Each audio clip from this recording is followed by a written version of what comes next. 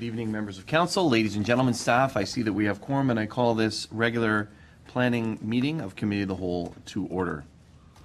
It has been moved by Councillor Junkin, seconded by Councillor Kersey, that the agenda for the July 11th, 2016 meeting of Committee of the Whole, Public Meeting Planning Act, be adopted as circulated. All those in favor? Any opposed? That motion is carried.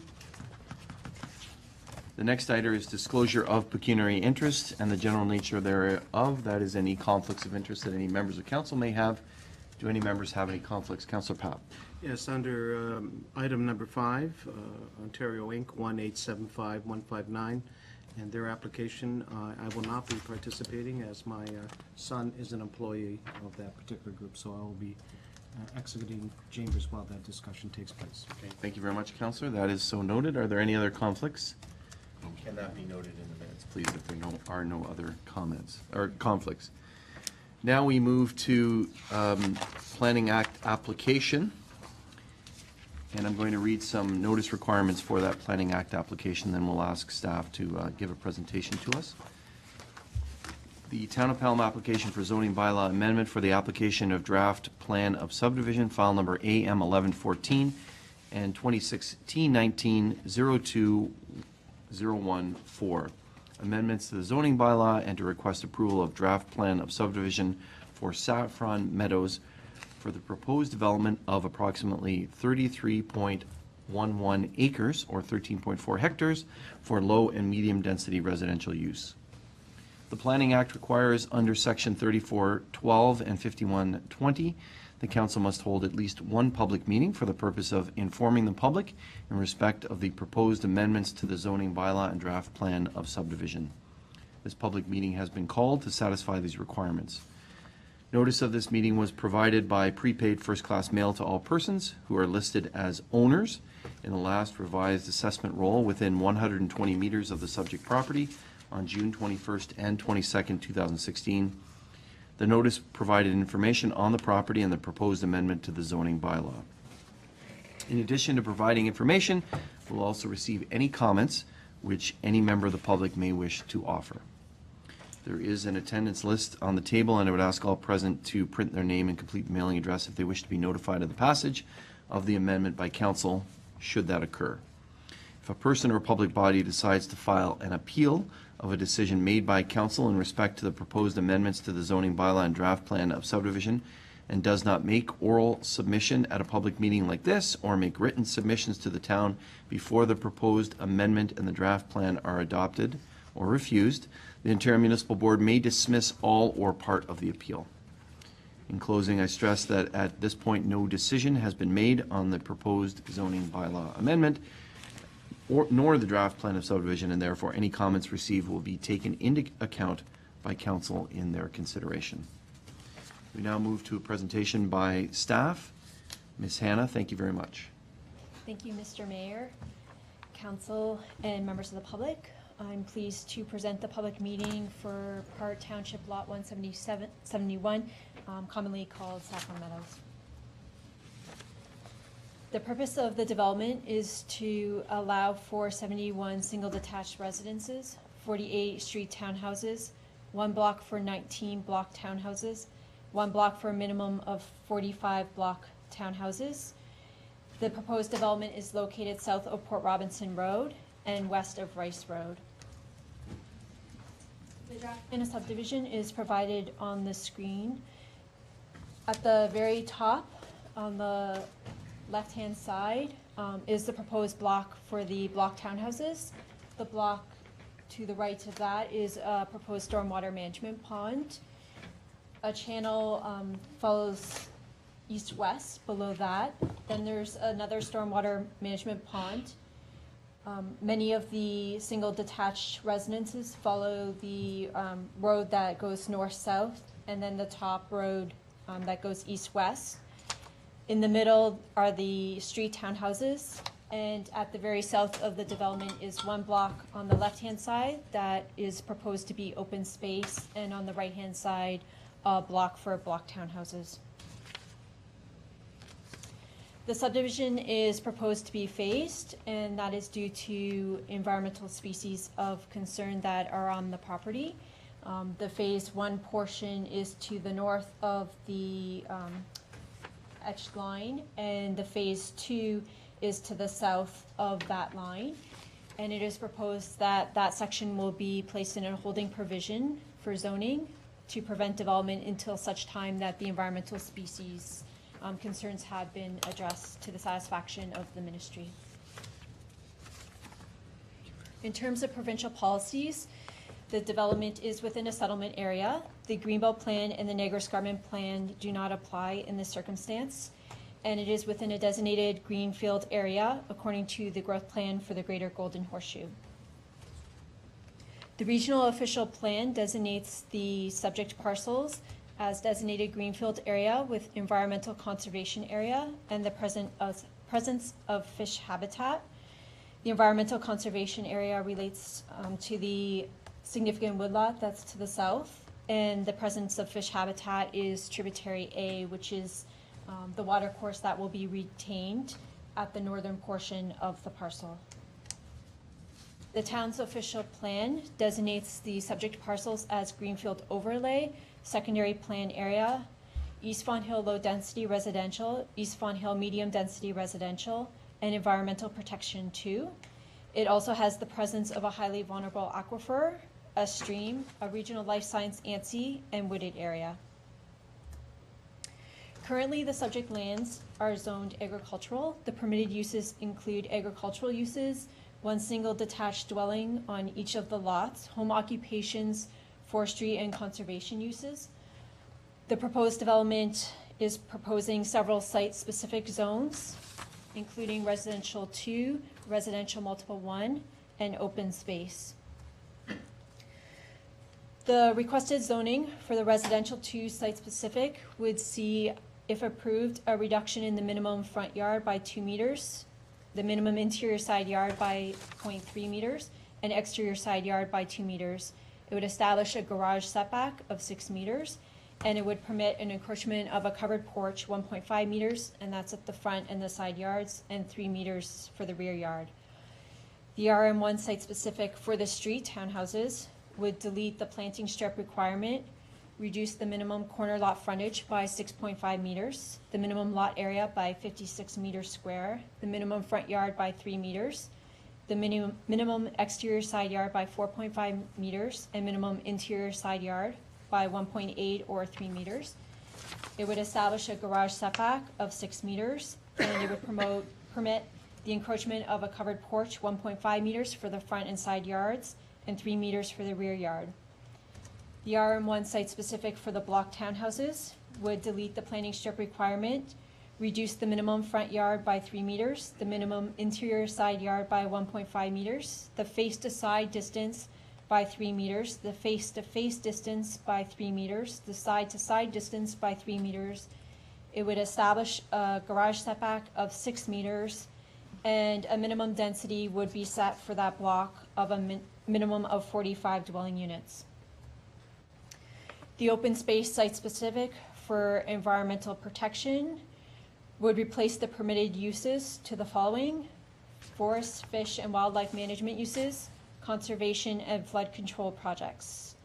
The open space site-specific for the water course would replace the list of permitted uses to the following: forest, fish, and wildlife management uses, conservation and flood control projects, and small-scale passive recreation uses, such as trails, fences, and picnic facilities, which have no negative impact on the natural heritage features or the ecological function of those features.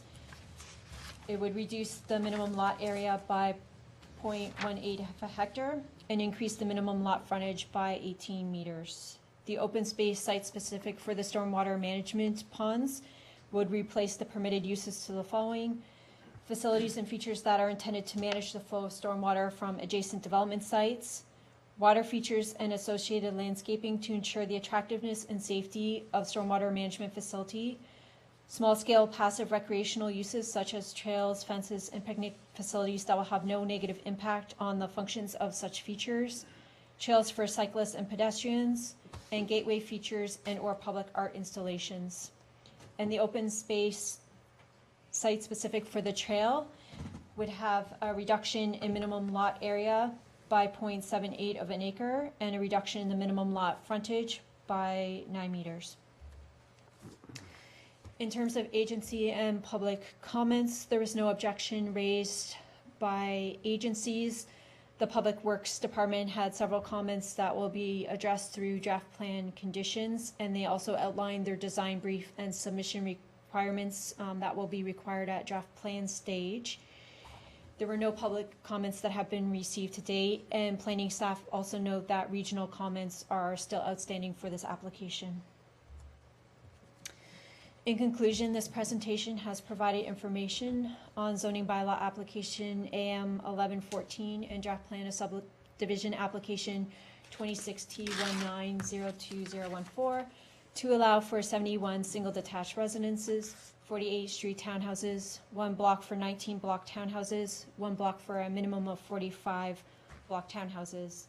As the mayor stated earlier, no recommendations or decisions concerning this application have been or will be made at this meeting.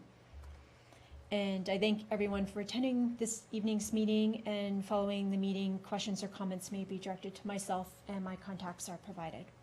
Thank you. Thank you very much, Ms. Hannah, for your presentation. Do any members of council have any questions regarding Ms. Hannah's overview of the application? Thank you very much, Ms. Hannah. Thank you. Now we'll move to the applicant's presentation. I understand some representative of the applicants are here and wondering whether they would like to make any presentation. Just for the record, can you remind us of your name and Good evening. firm, et cetera? My name is Jennifer Vita from Upper Canada Consultants, and I'm the agent here on behalf of the owners. Thank you. I just want to thank Julie. That was a very comprehensive and detailed presentation. I don't have anything further to add.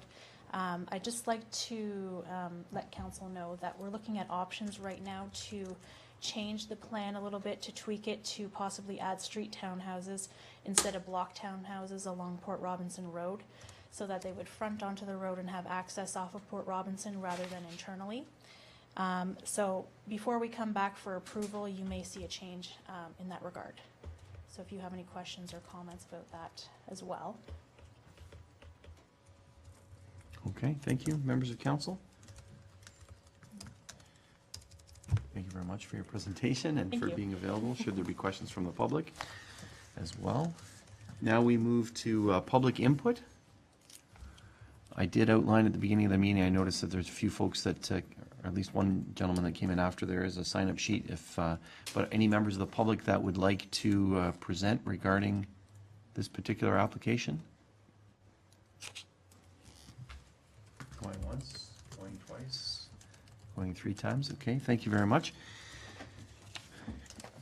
Can that be noted? Questions from, or committee input? Any questions from members of council? Councilor Rybak?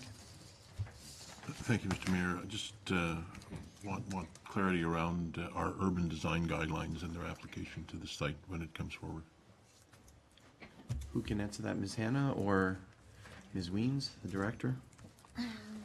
Thank you, Mr. Mayor. Through you, certainly the urban design guidelines will apply to this development. There were urban design guidelines that were prepared as part of the secondary plan for East Font Hill with respect to the residential development and trail network and so forth. So those will apply. Thank you, Mr. Mayor. Okay, thank you. Any other questions? Councilor Kersey? Thank you, Mr. Mayor. Through you to our director. Does this development comply with the greenfield development policies of the province of 50-person jobs per hectare? Madam Director? Mr. Mayor, through you, yes, it does meet those targets. Those are the targets that were also in our secondary plan for East Font Hill, so it does meet those targets. Thank you. Thank you. Anyone else? Perhaps the director or Ms. Hannah can outline what the applicant stated in terms of the street townhouses versus block townhouses. What's proposed now with the block townhouse, and what would that change mean should they come forward with this? I understand they're still considering it, but just wondering what that change means, or that potential change might mean. It is proposed that the block townhouses that are currently shown on the draft plan as fronting Port Robinson Road would instead be street townhouses with individual driveways that would access Port Robinson Road. So Okay. there'd be an amendment to the draft plan that was proposed and presented to committee to have a row of street townhouses, and that may adjust the size and location of the stormwater management pond. That will be brought forward in the revised draft plan that will be presented to planning staff when prepared by the consultants. Okay, so have they filed that or no? They haven't filed They haven't anything filed it? with us. Okay.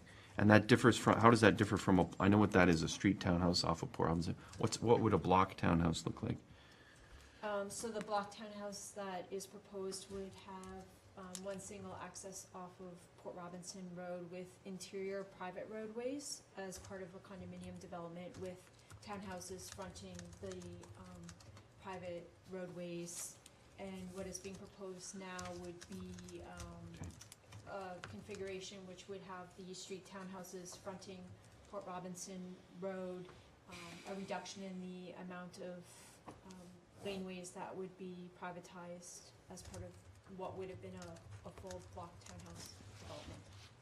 Okay, thank you. Any other questions? Thank you. Now we move to presentation of resolutions. It has been moved by Councillor Kersey, second by Councillor Junkin, that Committee of the Whole receive the Department of Community Planning and Development report for information as it pertains to application file number AM 1114 and 26T19-02014 regarding part of Township Lot 171 Saffron Meadows, and the committee direct planning staff to prepare a recommendation report on this topic at a future date for committee's consideration. Comments or questions regarding that motion? There be none, I call the question. All those in favor? Any opposed? That motion is carried. Thank you. Thank you. That concludes the public meeting on that portion of our agenda. Now we move to planning application, the other planning application, and as I read the notice, I'd ask Ms. Hannah to get prepared for this. This is notice requirements for the application for zoning bylaw amendment for 1105 Baxter Lane and 769 Welland Road, file number AM 0415. 1875159 Ontario, Inc. This is an amendment to allow for 76 one-bedroom suites with neighborhood commercial uses, i.e. medical, business offices, and a pharmacy. The Planning Act requires under Section 3412, the council must hold at least one public meeting for the purpose of informing the public of a proposed amendment to the zoning bylaw. This public meeting has been called to satisfy these requirements. Notice of this meeting was provided by prepaid first-class mail to all persons who are listed as owners in the last revised assessment roll within 120 meters of the subject property on June 21st, 2016. The notice provided information on the property and the proposed amendment to the zoning bylaw. In addition to planning staff providing information on the application, we also will receive any comments which any member of the public may wish to offer. There is an attendance list on the table, and we'd ask all present to print their name and complete mailing address if they wish to be notified of the passage of the amendment by council, should this occur. If a person or body decides to file an amendment of a decision made by council in respect to the proposed amendment to the zoning bylaw and does not make oral submission at a public meeting or make written submissions to the town of Pelham before the proposed amendment is adopted or refused, the Ontario Municipal Board may dismiss all or part of the appeal. In closing, I stress that at this point, no decision has been made on the proposed zoning bylaw amendment, and therefore any comments received will be taken into account by council in their consideration. Ms. Hannah, please proceed. Good evening, Mr. Mayor, members of committee, and members of the public who are in attendance this evening. I'm pleased to present the public meeting for 1105 Baxter Lane and 769 Welland Road, commonly known as Baxter Hall. The purpose of the application is to allow for a retirement facility with 76 one-bedroom suites with neighborhood commercial uses, such as a medical business office or offices and pharmacy on site. The location of the subject parcels is north of Welland Road and east of Baxter Lane. The municipal address for the parcel to the left is 1105 Baxter Lane, and the parcel to the right is 769 Welland Road. In regards to provincial policies, the subject parcels are located within a settlement area, therefore the Greenbelt Plan and Niagara Escarpment Plan do not apply. And in regards to the growth plan, it is within a built-up area. For the regional official plan, the subject parcels are designated as urban area. And planning staff would like to note that the application was received when official plan 1974 was in force and effect. So the application is going to be reviewed under official plan 1974. These subject parcels are designated as village residential. The permitted uses include single detached dwellings, a limited number of multiple use dwellings, which may include senior citizen accommodations, institutional uses, parks, schools, community facilities, and public utility uses. For information purposes only, the town's official plan designates the subject parcels currently as urban living area, built boundary, and potential intensification area with the presence of a highly vulnerable aquifer. The permitted uses include single detached residential dwellings, accessory apartments, semi-detached townhouse, multiple and apartment dwellings, and complementary uses such as residential care facilities, daycare centers, institutional uses, and convenience commercial uses. According to the town's zoning bylaw, the site to the left is currently zoned a site-specific residential multiple village 2. The permitted uses include apartment dwellings and uses structures and buildings accessories to the apartment. The site-specific zone indicates a maximum of 14 units, and open-air parking is to be provided at a rate of not less than 1.5 spaces per unit. The parcel to the right is currently zoned residential village 1, and the permitted uses include one single detached dwelling and uses, buildings, and structures accessory to that use, as well as home occupations. It is proposed that the parcels be rezoned to a site-specific institutional zone. The requested amendment would add retail uses with a floor area of less than 100 meters square, personal service uses, offices, medical and dental clinics as permitted uses. It would increase the maximum lot coverage by 3.4%, decrease the minimum front yard by 7.1 meters, decrease the minimum exterior side yard by 4.5 meters, decrease the minimum side yard by 0.5 meters, increase maximum building height by 1.5 meters, set parking requirement to be 72 parking spaces total, reduce the minimum egress by 1.7 meters, reduce the planting strip width by 1.2 meters, and increase yard encroachment by 2 meters. In terms of the agency and public comments that have been received to date, the Niagara region has no objection, subject to a holding provision and submission of the archaeological assessments and clearance letters. The Department of Public Works and Utilities has several concerns that will be addressed at site plan stage, and that includes traffic, parking, and tree protection zones. Thank you. The Department of Fire and Bylaw Services and Building Divisions have no issues and concerns.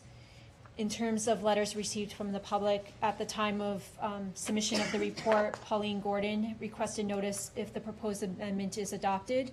And the Clerk's Department included in your agenda package this evening a letter that was received subsequent to our report deadline by Mr. and Mrs. Lehman. And they wish to submit their opposition to the proposed amendment for the following reasons: increased pressure on their volunteer fire department in Fenwick, which is inevitable in a retirement facility; increase in traffic resulting in increased noise and congestion in what is essentially a quiet residential neighborhood where many bike and walk, including children; and loss of green space, trees, and the wildlife that goes with it, resulting in a landscape of concrete and asphalt. and to the knowledge of planning staff, that is all of the public comments that have been received to date by the clerk's department and planning staff. In conclusion, this presentation has provided information on zoning bylaw application AM 0415 to allow for a residential dwelling for retirement purposes. No recommendations or decisions have been made at this meeting. And I'd like to thank everyone for attending this evening's meeting. Following tonight's meeting, questions or comments may be directed to myself. Thank you very much, Ms. Hannah, for your presentation. Do members of council have any questions regarding the overview? There are none. Thank you very much. Now we'll move to the applicant's presentation. And I note that you have some boards and things, and so. Actually, yeah, I'm hoping what you Julie might have them there. Yeah. Oh, okay. Oh, thanks, Julie. Good evening. Thank you for accepting our presentation tonight. My brother and I, Anthony. And your name as well. My just name's for the Jeff record. Hall, sorry. And this is Anthony Hall. We grew up in the Pelham area. We both went to Glen A. Green and then subsequently to Yale Crosley. And we started a business where we work pretty well in the GTA, and we do some work in the Niagara area. You know, those things are very difficult. Maybe we'll just hold the presentation boards. So part of our mandate is development of properties that we feel have got a good value, and we like the way that they look. We were after this one here for quite some time, and we were lucky enough to purchase it in 2012. We really liked the fact that it was historical. Maybe it's not designated as such, but it's very beautiful. And also that it's got a nice piece of land with it, and there's room for development. So we purchased it. It's got 5 apartments in it. We've got them rented out, so it's carrying the load right now. And we've put together, as you've seen, I think probably for quite some time, a little bit of a development there. Will is our architect. Maybe, Will, you can describe some of the elements that we're looking to take into to our new building. I don't know that we can see beyond this board here, so. Yeah, if- I was going to Maybe if focus that on- board can be turned sideways so many more people can see it and use our block, that's better. Thank you Yeah, very much. yeah, sure, sure. So, It's a bit better. I yeah, think. the building on the left is the existing building that's on the property. It's a schoolhouse built in 1912, and you can see the front elevation there.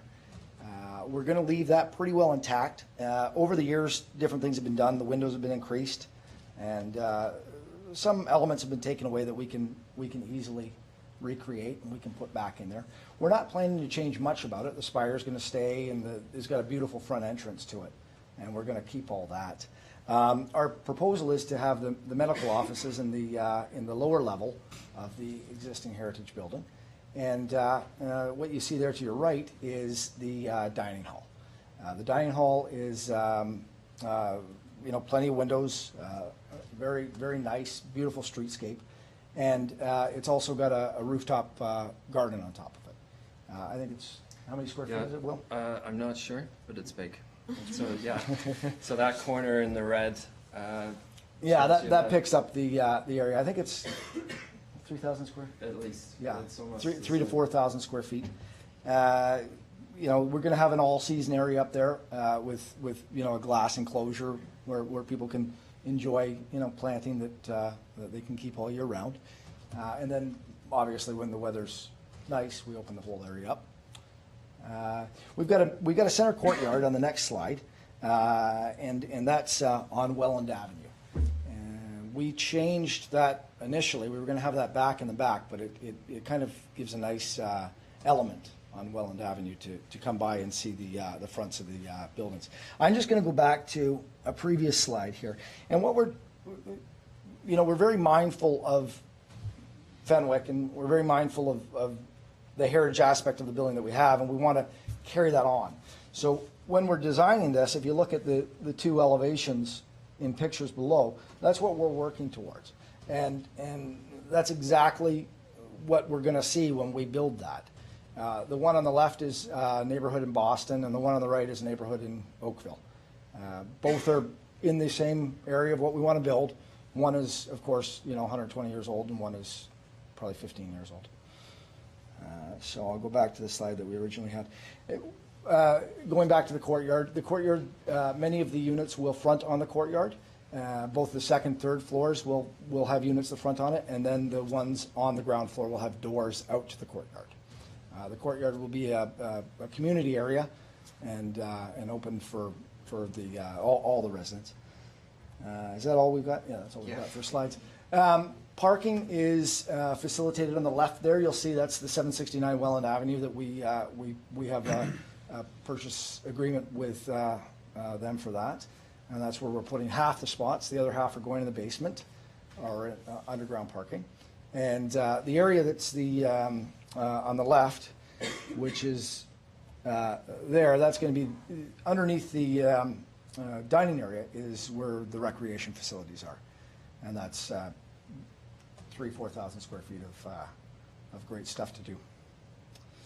So we hope that you can help us through. You've been a great help thus far, and we'd like to continue it on. We'll make a commitment to hire staff from the local area. As Mr. Papp said, we do employ many people from the Niagara region. They work for us in the GTA. Unfortunately, most of our work is there. But we will make a commitment to hire locally. It's good because you'll have nurses, you'll have people who look after things, you'll have cooks, you'll have waitresses, and everybody will be from that area. So it's going to be nice, a great environment for the residents because they'll have people who maybe are granddaughters of friends and that sort of thing. I think that sums it up. I'd love for you guys to have a look at the boards. We've got the site plan as well, and we've also got a layout of a typical floor. Okay, thank you. Maybe if you I hope could that's post the site plan so that all folks can see what that would look like. Thank you very much for your presentation, Mr. Hall. Do members of council have any questions for the applicant? Councilor Ribbiak. Thank you, Mr. Mayor, and thank you for the presentation. It's very interesting. Just for information. Yes. So you're planning 72 living units? 76. 76 living units. At what level of care are you aiming this project at? This is seniors care, so it's not long-term care. It's not palliative care. It's there's a pretty gray area there, but it's seniors residence. So they don't have kitchens. Okay, there's a general kitchen. There's a general dining area. There's communal kitchens, which are monitored, so you've got that aspect of it. But it's not a long-term care facility. Right. So the need for parking is for them as well as for staff and. That's right. That's right. Yeah. Now, one of our partners on the project has the same sort of development, and I think they have 10 seniors that have vehicles out of 200 plus residents. So I understand that there's protocol and there's requirements, and that's why we went and purchased the neighborhood property to get more spots, but I think that they won't be fully utilized. True enough, if I may, Mr. Mayor. So the anticipation is that the residents in this building will be free range, if you will. Absolutely. They'll be wandering through the town. They'll be visiting the restaurants and the shops, yeah. and we'll need some services Further beyond than that. there'll be shuttle buses and different day trips and that sort of thing. But oh yeah, free range. Thank you. And you're looking at preserving the school, the facade that's there, and I see in the board that you have a streetscape that is not as institutional as. No, when we look to build this, we're looking to build something that, my parents are young, but something that we're happy to put, our parents in or for ourselves to live. And, it's going the extra mile. It's doing great, finishes and doing it for a good cost. and something very, very nice that fits the town and complements the existing school, which is a great looking building. Last question, Mr. Mayor. How many jobs will be 15 to located? 20. 15 to 20? Full-time jobs. Full-time jobs. Thank you. Thank you, Mr. Mayor. Thank you. Councillor King? Through you, Mr. Mayor. Yeah, I just really needed some clarification on whether this is being classified as a senior's residence, as in retirement home, or is this really being dedicated to older adults who are very active? I guess it would have that element to it, of course, but being that we don't have the kitchen in the units, we've got, Yeah. you know, a small fridge and something to heat things up. I think it's not gonna really appeal to the people who are still independent. They're welcome to come. You're not gonna turn anybody away. But I think that they're probably not gonna wanna go there just yet. They might like it. It's gonna be a resort sort of lifestyle, and there are people who don't like to cook. I know my mother used to. So maybe they'll like it sooner than later. Okay, thank you. Thank you. Others? Councillor Kersey? Thank you, Mr. Mayor. First, just as a comment, I really like what you're doing here. I like the respect to the school and the street facing and all of that. It kind of fits in with our Time thought. for I'm getting to my questions. question. Okay, and then committee inputs later on. I'm getting to my question. Thank you. The one element that I don't like, and my question centers around that, is the parking and the visibility of the parking. And I wondered if you have given any thought to how you might prevent that, you know, looking down that corridor of cars and creating a gate or buffering or what have you, so. Absolutely. We've got, currently there's a line of cedars on the left side, and there's actually a very big maple that's gonna stay on the back corner. And we've made it so that if you look to the right, the far right, there's a very large landscaped area. We've also got a sidewalk that bisects the front area, and that will have trees on it. So you're gonna see the trees from Welland Avenue before you see the cars. We can put trees that maybe hold their leaves a long time. You know, I wouldn't put an evergreen, but you can put something that holds its leaves through winter. We're absolutely open to a fence, you know, all those sort of things, no issue. But I think with the 2 rows, it might be able to be settled with the landscaping buffer we have there. Thank you. As long as you're giving that some consideration, I'm happy Absolutely. with that. Thank you. Okay. Any others? Thank you very much for your presentation. And now we'll open it up for members of the community. Are there any members of the public that would like to make presentation to committee?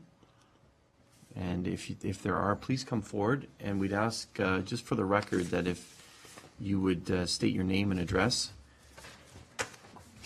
My name's Barry Robbins. I live at 781 Welland Avenue, which is right across Baxter Lane from this proposed thing. The first thing I want to mention is I received this package. I've worn glasses since I was 40 part-time, and now I wear them full-time at 67. I couldn't read this if I was 17. It's a waste of taxpayers' money sending out paper like that. This, whatever they want to call it, it's still assisted living. Assisted living is going to, it's needed, I agree, but my property value is going to drop immensely because I live right across the road from it. Secondly, I know that if it's anything like Short Hills, or not Short Hills, but Lookout Village here, I don't know when I'm going to sleep. Because with the flashing lights all the time from the fire department being there for every time somebody falls down, I just don't know how I'm going to be able to sleep. I see that earlier that the chief of the fire department said there was no problem. It's not his taxpayers' dollars, I guess, that it's have to pay for these firefighters to go out 3-4 times a week. The nuisance calls. You mentioned planting more trees on Baxter Lane. I don't need more trees. I have a bad enough time with the trees on that I don't have a tree on my property, But I have enough problems with tree branches falling and hitting my house, hitting my vehicles, that I don't need more trees. I don't need to destroy my property any more than it's already being destroyed by a maple tree that we can't take it down, we can trim it for you. Yet there was a perfectly good maple tree on their property, no problem taking it down. And it was actually on town property, it entered where their driveway is going. Fine, we'll take that one down. I'm against it. I wasn't until tonight. I came with an open mind, but I'm against it because I know it's gonna hurt my property value immensely, and it's gonna hurt my style of living immensely. And if you have 76 units, and basically, they sound like they're gonna be motel units, a bedroom with a small seating area with a microwave and a bar fridge. I don't need that next door to my house. I don't think the town of Pelham needs that. We could use another building like we have down the street here for senior citizens. That's next to the library. That's the kind of building we need. Not something that's bringing people into Fenwick that aren't from Fenwick. We don't have enough people to fill up 76 units from Fenwick. We don't need to be bringing people from St. Catharines, Port Colborne, Hamilton into Fenwick to live in assisted living. We need something for our people, for the town of Pelham. We're the ones that have paid the taxes all these years. Thank you very much, Mr. Robbins, for your presentation. Are there any other members of the public that would like to present? Please come forward. Thank you. Mayor and Council, thank you for giving me this opportunity. My name's Dan Marr. I live at 778 Welland Road, directly across the street. Maybe before you really begin, a little bit of history. Some of you that don't really know why I'm up here. 2013, my family suffered a tragedy. I was away from Fenwick for 2 years. I clawed and scraped to get back there, okay? I could have been somewhere else, but I came back to Fenwick, and those of you that really live downtown know what I'm talking about. Our little village of Fenwick, okay? With this being built, our village is no more. I ask you, do you want to be known in history, going down in the history books, as the council that changed the look of Fenwick forever? Okay, that's one of my concerns here. Infrastructure, okay? On paper, we have it, it was discussed, it's obviously being looked at very hard, but with any absolute certainty, can you guarantee that our infrastructure will not be hindered in any way? I'm talking about sewers, water. You know, in our area, we have a lot of natural drains. Okay? How can an underground parking garage and all that development there, you know, not cause some concern for that, for infrastructure? My job, full-time, I'm a full-time firefighter in the city of Welland. What keeps us really busy are these type of places, okay? It keeps me employed. We go to Welland's got a lot of them, as you guys know, okay? There's a lot of people, there's 76. Our little village, I really don't think can handle it, that many more people out there. Okay, so now we have visitors coming, we have workers coming, we have all kinds of delivery stuff coming in, okay? We're not just talking about seniors stepping out of their door, walking uptown and going to the Broken Gavel. We have a lot of traffic flow. 76 parking spots, which is going to be an eyesore, I know that, okay, isn't going to hold everything, all the cars that are supposed to be there. There is going to be overflow. I see it at every one of those places in Welland. Because of not enough parking, somebody not wanting to, you know, drive and park in that spot, so they're going to park on the side somewhere, parked on the streets. That is going to happen, I guarantee you. So please, I really want this council to take in heavy consideration as to what is going to change here. This whole face of the village is going to change. I'm not one of those people that are against change. I like change. I accept change. That's not, again, is part of my job. We need to accept change all the time. That is beautiful. But in the village, right downtown, I don't think it's the best spot. Okay? It is, I keep on referring to it as the village of Fenwick. It is a village. It's not the town of, or, you know, our bigger town of Pelham, I mean, Fawn Hill, I should say, over here. These two places are different. You know, I've been a resident of Pelham for 30 years now. And I'm in Fenwick because it is Fenwick. It's not Fawn Hill. So that's really all I have to say, and I'd really like people to take into consideration. I'm not against progress and stuff like that, but this area here, it's not for it. Not that big. If it must be done, let's scale it down. And maybe that's what's happening.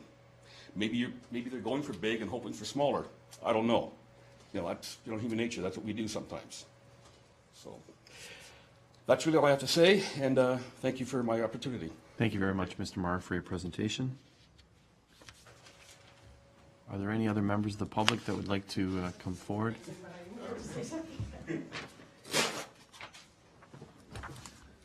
I'm Mary Simmons. I live at 772 Welland Road, which is directly across from this as well. I'm just wondering about our taxes. Will that bring our taxes way up, having a brand-new place like that? The parking garage, is it a garage? No, it's just a pad park. Okay, and also, the excess traffic, like, that'll be a ton of traffic coming in that really isn't needed.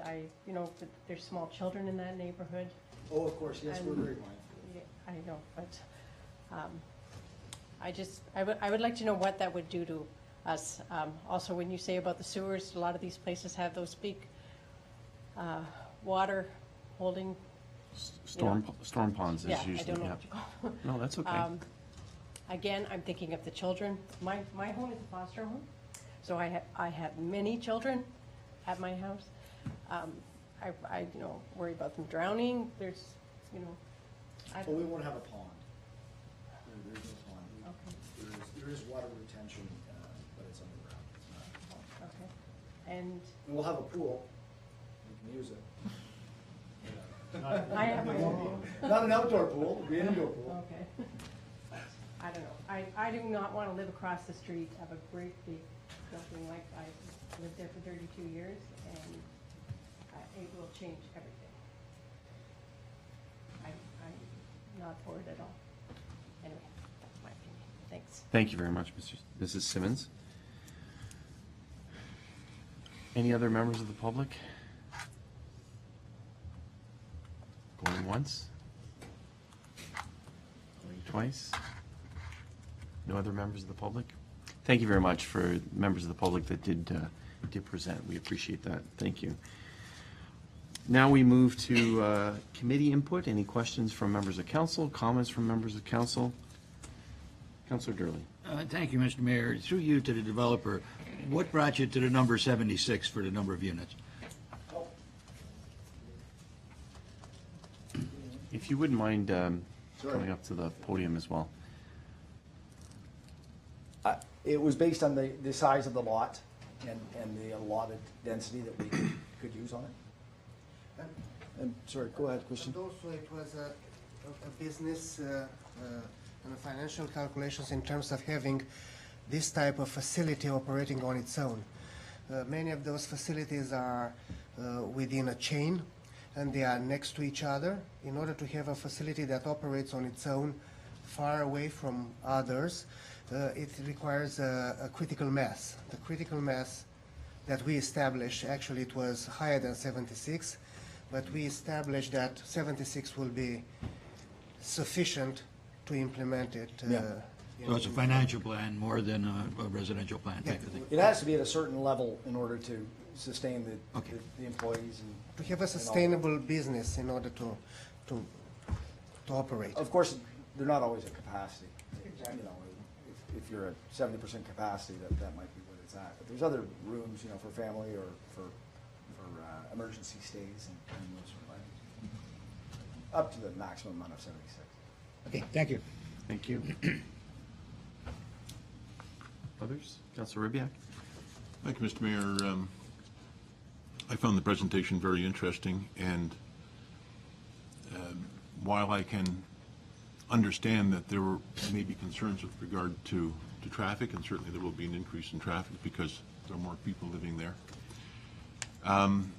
I see it as a net gain for the village potentially down the road. And I think we need to keep a couple of things in mind.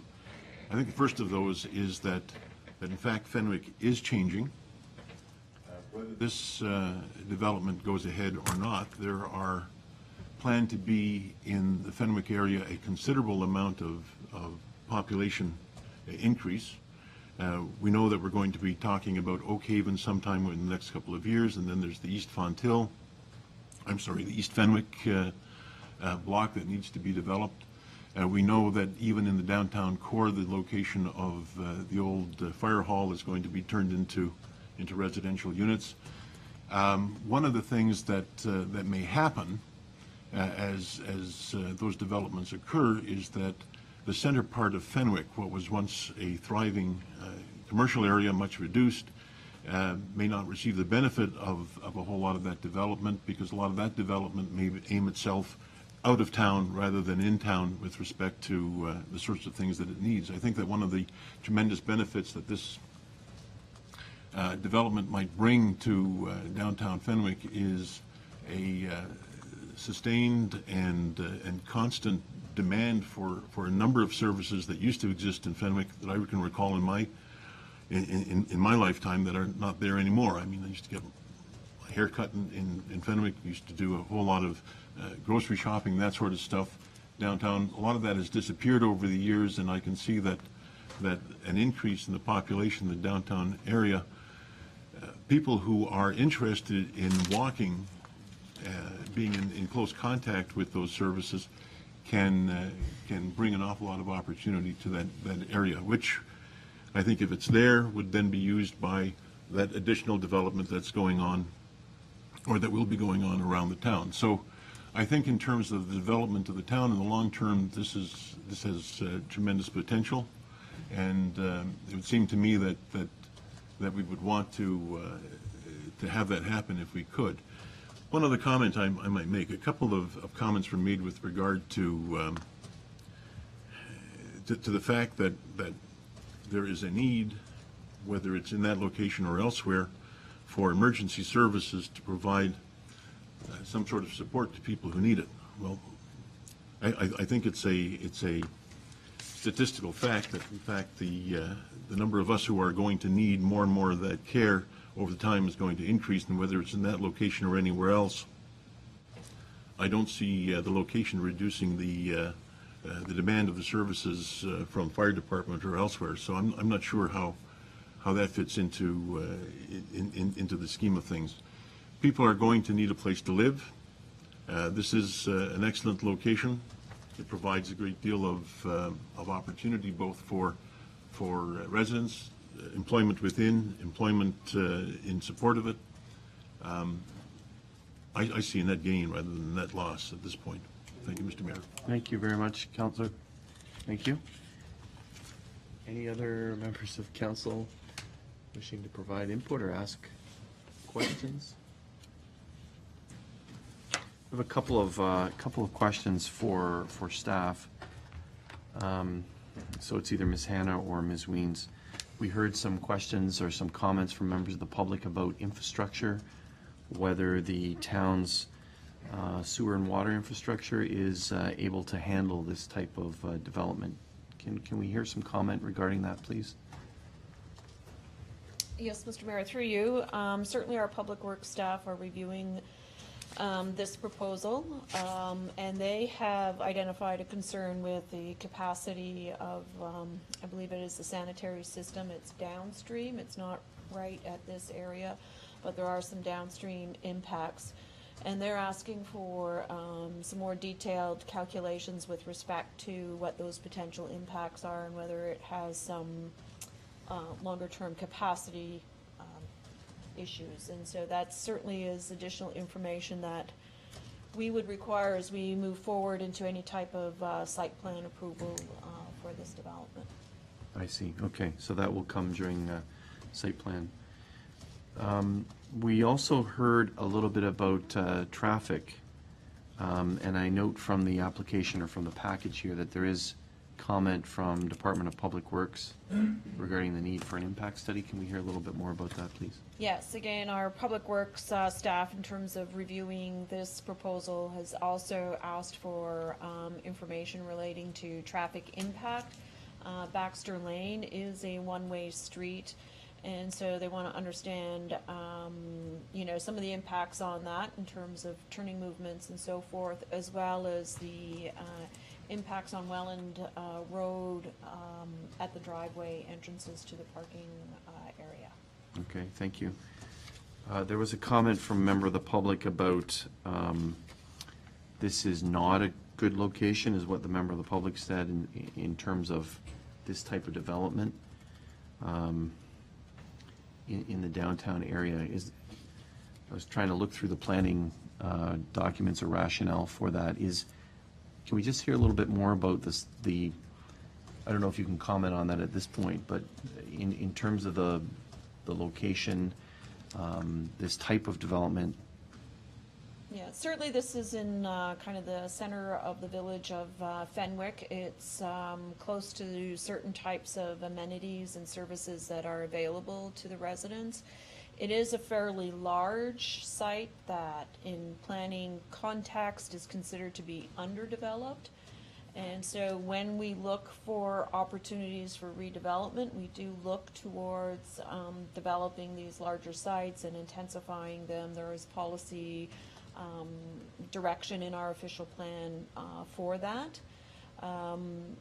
It can support some of the local businesses in the core area of Fenwick. Other things that we look at is certainly the impacts on, adjacent uses, adjacent land uses, and we look towards whether or not there's ways of ameliorating those impacts and providing for appropriate development. But there is some policy direction that in the official plan that guides you to development in the core areas and on these underdeveloped sites. We did hear a little bit about impacts on adjacent land uses. We heard through questioning the use of trees, et cetera, to help buffer that. What are some of the other things that this development's proposing? I know some of that might come under site plan, is that correct? But Yes, if certainly, you could talk about some of those, please. Certainly some of those things would be addressed through site plan, the landscaping of the parking area and minimizing the impact of the parking area on the streetscape, whether that's through the introduction of some type of fencing or landscaping hedgerow to screen the cars or those kind of things. That would be something that we would look at site plan review in a lot more detail than at this stage. Other things that are being looked at are certainly the health of the existing trees on the site, what can be done to try to protect those and preserve those, because they do provide right away an immediate amenity, and they are something that is a benefit not only to this development but to the broader community, and so we are looking closely at that. I know that the town's arborist has reviewed again the plans and the tree protection measures, and so we'll be commenting on that. And again, that's much more of a detail that gets into at site plan stage. We look at kind of the parking, the traffic circulation, and the facilitation of that on the local road system and capacity of the road system to accommodate the traffic that would be generated by this development. In addition to all sorts of other infrastructure requirements on the sewer and water and storm systems. Those are details that get really fleshed out at the site plan stage. We have flagged certainly some of those issues now to make the developer aware, so that it doesn't come as a surprise, and that there are some additional work that they're going to be required to do to try to address those issues. Okay, thank you. The last question is about heritage. I think the applicant made some reference to the heritage nature of this building, and it seems that their intent, and justifiably so, to try to maintain that heritage building. And I say heritage in quotes. I know it's SS number 9, Baxter Lane's former school, etc. So is this building at all designated or not designated? Can we just hear a little bit more about the heritage features? Certainly.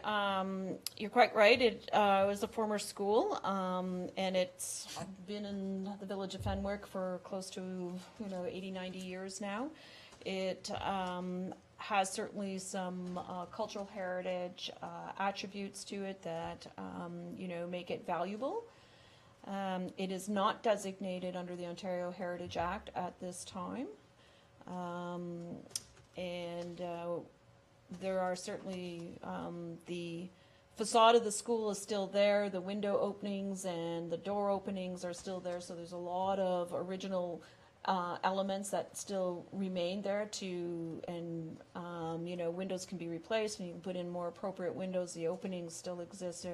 There's things that they can do to actually bring the heritage aspect of that building back. They've talked about putting the cupola back on the roof structure as well. That was removed quite a number of years ago. So there certainly has some cultural heritage value, and integrating it within the development is certainly a benefit, and adapting it for alternative uses is also good from a heritage conservation perspective. Okay, thank you very much. Those are my questions. Do any members of committee have any further question at this point? So it sounds like there's still lots of information that's going to come back to us in the application when it comes forward. We would encourage, I know that the gentleman is trying to signal to speak. Please, you can send us a letter if you'd like, as well if there's further things that you'd like us to consider.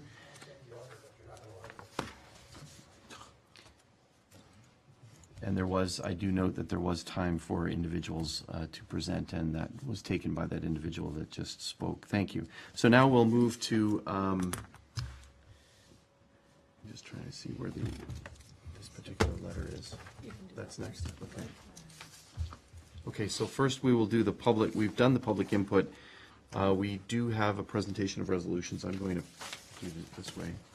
So it has been moved by Councillor Durley that Committee of the Whole receive the following correspondence items relating to file number AM0415.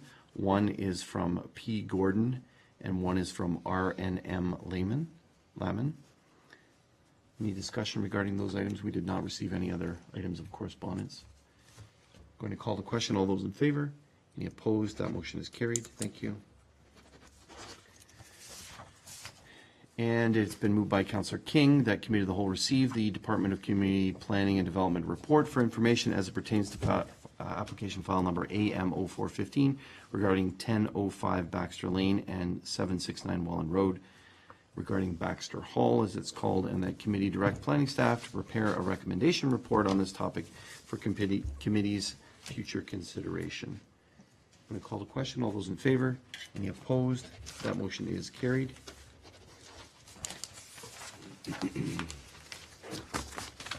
Again, I would encourage individuals that are here to please sign the form, and you will get additional information.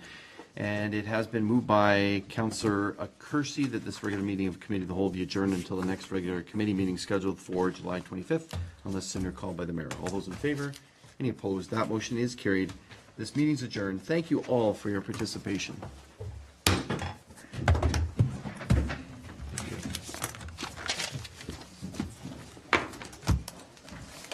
This was yours, and I wrote on it. I apologize. Oh, that's fine. I forgot to give you a copy of the agenda. It's okay. I usually set it off. I'd say professional firefighter. They usually have that distinction, that arrogance. That's a good one. And they're never on.